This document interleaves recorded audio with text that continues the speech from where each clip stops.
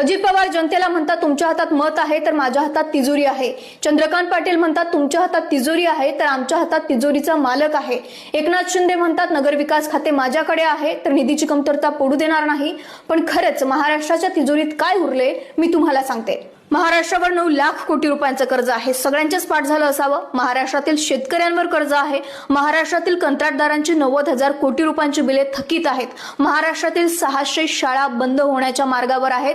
महाराष्ट्रातील 25,000 विद्यार्थ्यांचं भविष्य सध्या टांगणीला लागलेलं आहे. आणि स्वराज्य संस्थांच्या निवडणुकांमध्ये नेते लाडकी बहीण योजना कोणी आणली याचं श्रेय घेण्यात अधिक व्यस्त आहेत. निवडणुकांमध्ये खर्च मर्यादा असली तरी प्रत्यक्षात काय चालू आहे सगळ्यांनाच माहित आहे. जगात सर्वाधिक निवडणुकांमध्ये खर्च भारतात होतो. हजारो कोटी रुपयांच्या योजनांचे वचने दिली जातात. निवडणुकांआधी हजारो कोटी रुपये लोकांच्या हातात दिले जातात आणि हा पैसा नेते त्यांच्या जमीन विकून आणत नाहीयेत. हा जनतेचा पैसा आहे. जनतेचाच पैसा खर्च करून त्यांच्या पक्षाचे झेंडे तुमच्या